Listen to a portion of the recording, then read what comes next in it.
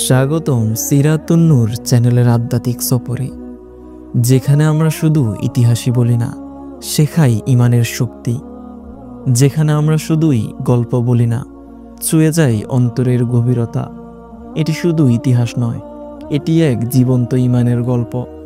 আজকের পর্বে রয়েছেন যে মানুষটি দাসত্বের শৃঙ্খল ভেঙে ইমানের জন্য মুক্তি পেয়েছিলেন, যার কণ্ঠে প্রতিধ্বনিত হয়েছিল ইসলামের প্রথম আজান, যার নাম শুনলেই কেঁদে ফেলতেন রাসূল পাক সাল্লাল্লাহু আলাইহি ওয়াসাল্লাম।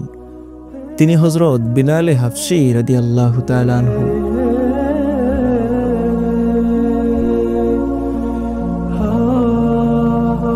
বিলাল রাদিয়াল্লাহু তাআলা আনহু জন্মগ্রহণ করেন মক্কার বনি জুমাহ গোত্রে। তার বাবা রাবাহ ছিলেন একজন দাস এবং মাহামামা ছিলেন একজন আবিসিয়ান তথা ইথিওপিয়ান এক বন্দিনী নারী। ছোটবেলা থেকেই তিনি জানতেন দাসত্ব কি, অপমান কি জিনিস, যন্ত্রণাই বা কাকে বলে। আরব সমাজে তখন দাসের কোনো মূল্যই ছিল না, তারা ছিল শুধু লাথি ঘুষির পাত্র, যেন তারা মানুষই নয়, একরকম জীবন্ত সম্পদ। কিন্তু বিলাল রাদিয়াল্লাহু তাআলা আনহু ছিলেন সবার থেকে ভিন্ন। তিনি ছিলেন নীরব, ধৈর্যশীল, গভীর চিন্তক এবং সত্যের সন্ধানী। মানবতার প্রতি ছিল তার অদ্ভুত এক টান। মূর্তির সামনে সেজদা করতে তার মন কখনোই রাজি হয়নি। একদিন তিনি একা বসে আকাশের দিকে তাকিয়ে বলছিলেন, এ বিশ্ব ব্রহ্মাণ্ড নিশ্চয়ই কোনো শক্তিমান সৃষ্টিকর্তার সৃষ্টি।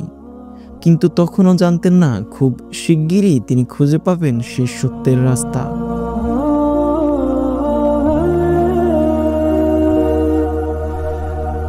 মক্কার মানুষ নবীজি সাল্লাল্লাহু আলাইহি ওয়াসাল্লামের বার্তা শুনেই বিভক্ত হয়ে যাচ্ছিল। কেউ ঈমান আনছে, কেউ বা বিরোধিতা করছে। তখন বিলাল রাদিয়াল্লাহু তাআলা আনহু শুনলেন সেই সত্যের বার্তা। একদিন তিনি শুনলেন লা ইলাহা ইল্লাল্লাহ, অর্থাৎ আল্লাহ ছাড়া কোনো উপাস্যই নেই। এই বাক্য তার হৃদয়কে কাঁপিয়ে দিয়েছিল। মনে হলো তিনি সারা জীবন এই সত্যটাকেই খুঁজছিলেন। তিনি গোপনে গেলেন নবী করিম সাল্লাল্লাহু আলাইহি ওয়াসাল্লামের কাছে। নবীজি সাল্লাল্লাহু আলাইহি ওয়াসাল্লামের উদ্দেশ্যে তিনি বলেন, হে মুহাম্মদ সাল্লাল্লাহু আলাইহি ওয়াসাল্লাম, আপনি কি সত্যিই দাবি করেন আল্লাহ একজন? রাসূল পাক তখন বেলালের প্রশ্নের উত্তরে বলেন, হ্যাঁ বেলাল, তিনি এক, তার কোনো শরীক নেই। কোনো প্রকার দ্বিধা ছাড়াই হযরত বিলাল হাবশী রাদিয়াল্লাহু তাআলা আনহু উচ্চারণ করেন, আশহাদু আল্লা ইলাহা ইল্লাল্লাহু ওয়া আশহাদু আন্না মুহাম্মাদান আবদুহু ওয়া রাসূলুহু। এই সেই মুহূর্ত, তিনি দ্বিতীয় খলিফা ওমর রাদিয়াল্লাহু তাআলা আনহু এর পর সবচেয়ে কঠিন নির্যাতনের শিকার হন।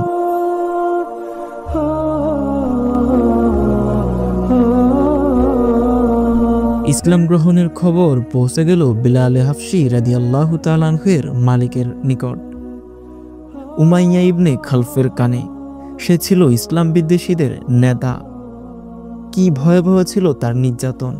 তাকে মরুভূমির জ্বলন্ত বালিতে উপর করে ফেলা হতো, গরম পাথর চাপিয়ে রাখা হতো বুকের উপর। এত মারধর করা হতো যে শরীর রক্তে ভিজে যেত। কিন্তু বিলাল রাদিয়াল্লাহু তাআলা আনহু কি বলতেন জানেন? শুধু একটাই শব্দ, আহাদ আহাদ আহাদ। তিনি এক, তিনি এক, আল্লাহই এক। এটা শুধু ধ্বনি ছিল না, এটা ছিল ঈমানের গর্জন। রাসূল পাক সাল্লাল্লাহু আলাইহি ওয়াসাল্লাম পরে বলেছেন, দুনিয়াতে এমন কেউই নেই যার হৃদয়ে ঈমান বিলালের চেয়ে গভীরভাবে নেমেছে।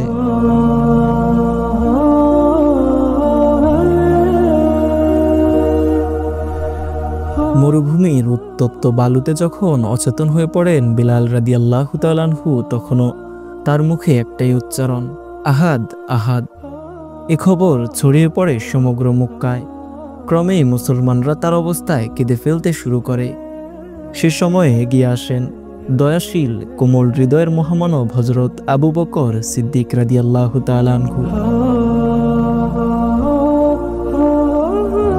তিনি উমাইয়াকে উদ্দেশ্য করে বলেন, এ মানুষটিকে ছেড়ে দাও, কত আর নৃশংসতা করবে? উমাইয়া তার প্রশ্নের জবাবে বিদ্রূপ করে হেসে বলে, সে তোমাদের ধর্মে পাগল হয়ে গেছে, যদি নিতে চাও মূল্য দাও। আবু বকর রাদিয়াল্লাহু তাআলা আনহু সাথে সাথে 5 উকিয়া স্বর্ণ দিয়ে বিলাল রাদিয়াল্লাহু তাআলা আনহুকে মুক্তি দিলেন। মানুষ বলল, তুমি নিশ্চয়ই তার উপকারের বিনিময় আশা করছো। আবু বকর রাদিয়াল্লাহু তাআলা আনহু বললেন, না, আল্লাহর কসম, এটি শুধুই আল্লাহর সন্তুষ্টির জন্য। এ বিষয়ে কুরআনে আল্লাহ পাক রব্বুল আলামিন বলেন, আর শীঘ্রই সে সন্তুষ্ট হবে যে তার সম্পদ আল্লাহর পথে ব্যয় করে নিজেকে পবিত্র করে। এই আয়াতটি বেশিরভাগ তাফসীর অনুযায়ী হযরত আবু বকর রাদিয়াল্লাহু তাআলা আনহুকে উদ্দেশ্য করে নাজিল হয়।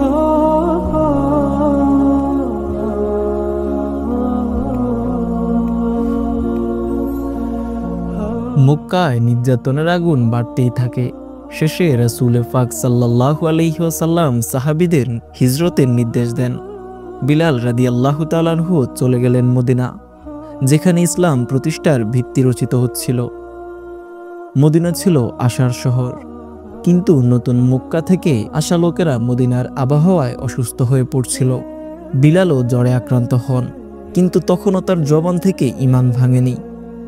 তিনি বলেছিলেন, হে আল্লাহ, মদিনাকে আমাদের জন্য প্রিয় করো, যেমন প্রিয় তুমি করেছিলে মক্কাকে।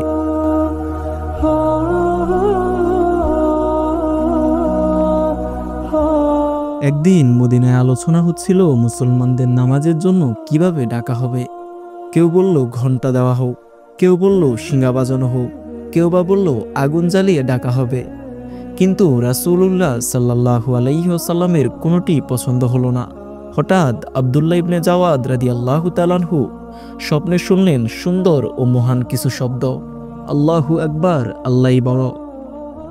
তিনি স্বপ্নটা নবী সাল্লাল্লাহু আলাইহি ওয়াসাল্লামকে জানালে রাসূল পাক সাল্লাল্লাহু আলাইহি ওয়াসাল্লাম বললেন, এটি সত্য স্বপ্ন, এভাবেই মানুষকে নামাজের ডাক দেওয়া হবে। তারপর রাসূল পাক সাল্লাল্লাহু আলাইহি ওয়াসাল্লাম ডেকে বললেন, বিলাল, তুমি দাঁড়িয়ে দাও আজান, তোমার কণ্ঠস্বর শক্তিশালী ও মধুর। তখন বিলাল রাদিয়াল্লাহু তাআলা আনহু দাঁড়িয়ে প্রথমবার উচ্চারণ করলেন আল্লাহু আকবার, অর্থাৎ প্রথমবার তিনি আজানের সূচনা করেন। ইসলামের ইতিহাসে সেই দিন মানবজাতি প্রথম শুনেছিল আল্লাহর ডাকে মানুষের সাড়া। এটি কোনো ঘোষণা ছিল না, এটি ছিল ঈমানের গর্জন, তৌহিদের ঘোষণা।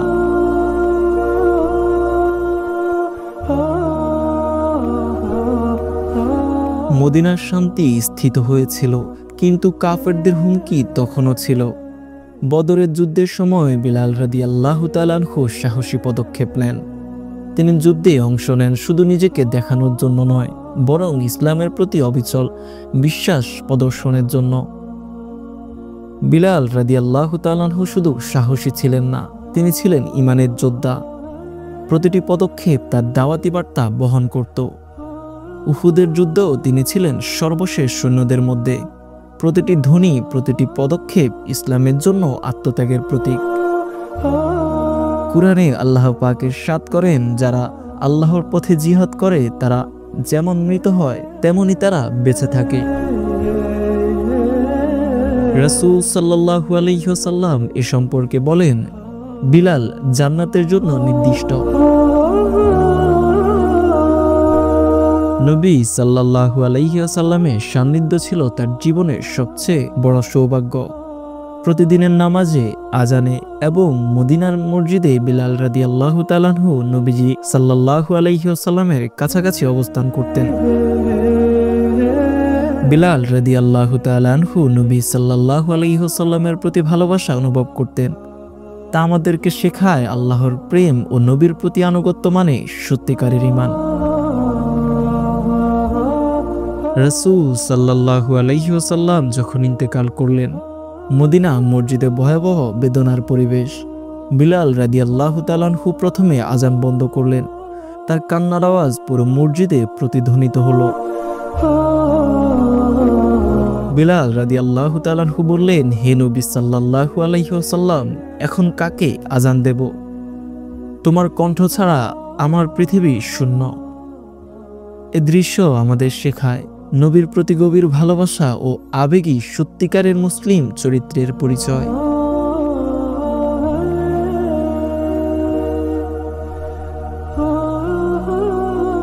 বিলাল রাদিয়াল্লাহু তাআলা আনহু মারা যান মদিনায়।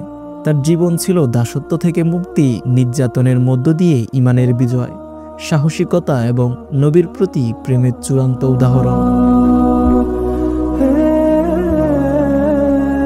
কুরআনে আল্লাহ পাক ইরশাদ করেন, সত্যিকারের বিশ্বাসীরা হলেন তারা যাদের হৃদয় আল্লাহকে মনে রাখার মাধ্যমে শান্তি পায়।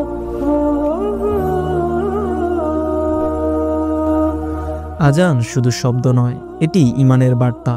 বিলাল রাদিয়াল্লাহু তাআলা আনহু আমাদের শেখালেন আল্লাহর পথে স্থির থাকা মানেই সত্যিকারের মুক্তি।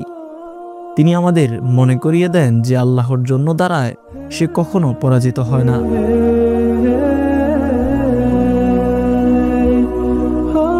এটাই ছিল হযরত বিলাল রাদিয়াল্লাহু তাআলা আনহু এর সংক্ষিপ্ত জীবন কাহিনী। একটি জীবন যা ঈমানের জন্য উৎসর্গ করা হয়েছে, যা ইতিহাস নয় বরং একটি জীবন্ত ঈমানের গল্প। সিরাতুন নূর চ্যানেলে আমাদের সাথে থাকুন আরো আলোর গল্পের জন্য। আল্লাহর রহমতে আমরা সবাই তার চেতনায় আলোকিত হই। আসসালামু আলাইকুম ওয়া রাহমাতুল্লাহ।